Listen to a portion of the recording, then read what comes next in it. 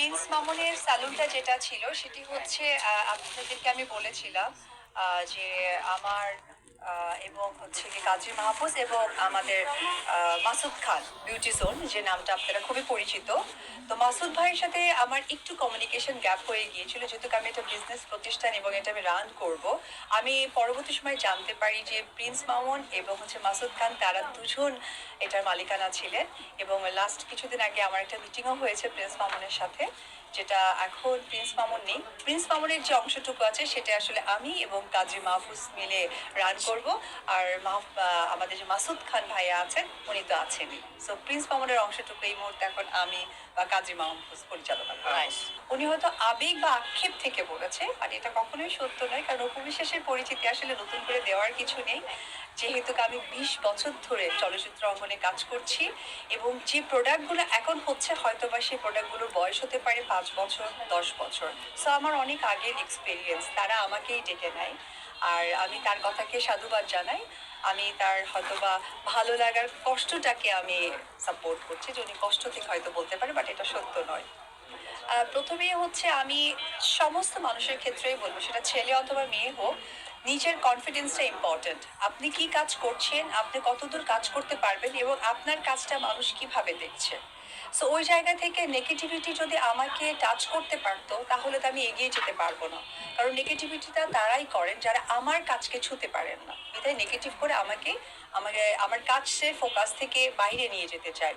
So আমি তাদের থেকে নিশ্চয়ই বুদ্ধিমান, তাই কাজের ফোকাস থেকে না গিয়ে আমি কাজে চলে যাই। আর নেগেটিভিটি আমার কখনোই আমার গায়ে আসে না। অলরেডি মাহফুজ কাদের সকলের শত্রুর তালিকায় পড়ে গিয়েছে।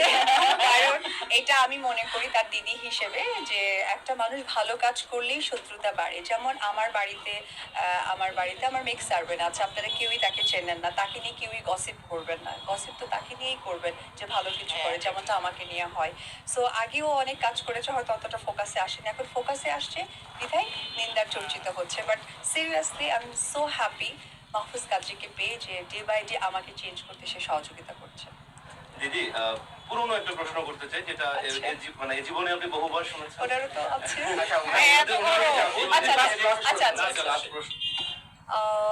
এটা আসলে কঠিন প্রশ্ন না, খুবই সঠিক একটা প্রশ্ন। এটার জন্য তো আসলে একটা প্রতিষ্ঠান দরকার, অর্থাৎ প্রযোজনার প্রতিষ্ঠান দরকার, গল্প দরকার, চিন্তা ভাবনা দরকার। এই সব কিছু মিলে যেহেতু উনি এখন এত বড় মাপের একজন অভিনেতা, তাকে নিয়ে আসলে এই মুহূর্তে আমিও উপবিশেষ নিজেও এত কাজ করার পরেও সেই যোগ্যতা রাখি না তাকে নিয়ে মন্তব্য করার। সো এটা আসলে প্রতিষ্ঠান ছাড়া কোনোভাবেই সম্ভব না ব্যক্তি জায়গা থেকে। সর্বপ্রথম আমি অনেক বছর ধরে সিনেমা অঙ্গনে কাজ করছি। আমাদের বাংলাদেশের মানুষ আমাকে যেভাবে ভালোবাসেন, তো ওই ভালোবাসা থেকেই আসলে একটা পথ প্রদর্শক বলতে পারেন।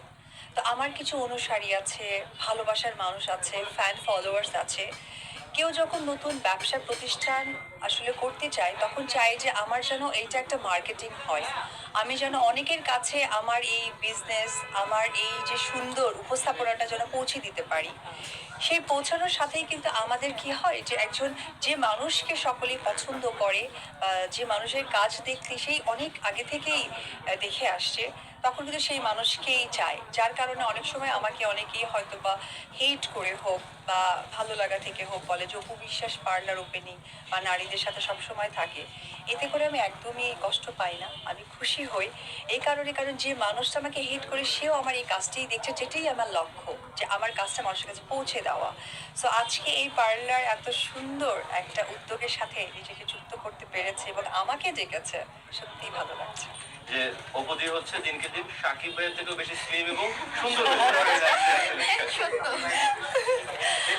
এগ্রি করেছি কিন্তু। আসলে এইখানে আমার উত্তর দেওয়ার কিছু নেই, এটা সত্যি ভালোবাসা। এটাই আমার চাওয়া পাওয়া। আমার কাজের তো এটাই অ্যাওয়ার্ড।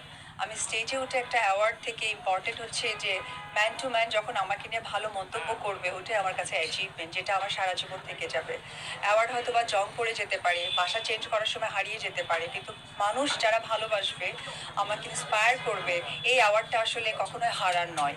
তো সেই জায়গা থেকে এটা ভালোবাসারই একটা প্রতীকী কথা আমি বলবো, আমি সাধুবাদ জানাই। এবং আমার চেষ্টাটাই থাকে যে আমাকে মানুষ যেভাবে ভালোবেসে এসেছে, যেমন আমার বাচ্চার পর আমাকে সবাই দেখেছিল, এটা আসলে মানে নায়িকা উপবিশ্বাস ছিলেন না, ওটা মা উপবিশ্বাস ছিলেন। সো এটা আমার হাত ছিল না। যখন আমার হাত এসে গেছে তখন আমি ঠিকই আমার দর্শকদেরকে হতাশ করছি না, কাজের জায়গাটা এগিয়ে নিয়ে যাচ্ছি। দর্শকরা জানতে চাই শাকিব খান এবং অপু বিশ্বাস এনারা দুজনকে কম্পিটিশন করে নিজেদের ওয়েট লুজ করছে, সৌন্দর্য বৃদ্ধি করছে, স্টাইল বাড়াচ্ছে দিনকে দিন। না, এই বিষয়টা আসলে কিছু বলার নেই। আমরা তো আসলে সিনথেস বিউটি লাউঞ্জে আছি, কারণ ছোট্ট একটা মানুষ এত সুন্দর একটা ভালো লোকেশনে সে তার একটা বিজনেস প্রতিষ্ঠান দিয়েছে। আজকালকার সময় আসলে নিজের যোগ্যতা একটা বিজনেস প্রতিষ্ঠান দেওয়া এটা অনেক সাহসের ব্যাপার, কারণ বিজনেস ভালো মতো হতেই পারে। আর বিশেষ করে পার্লার সেকশনের বিজনেসটা কিন্তু এখন একটা বড় ধরনের কম্পিটিশন হয়ে গেছে, কে কার থেকে বেশি করতে পারে। তার মাঝেও যে সেই সাহসটা করেছে, so আমরা সকলেই মিলে তাকে এই সহযোগিতা করব নিউজের মধ্য দিয়ে, প্রচারণার মধ্য দিয়ে, যাতে এই সিনথেস বিউটি লাউঞ্জ এটা ঠিকানাটা আপু প্রপারলি বলতে পারবে।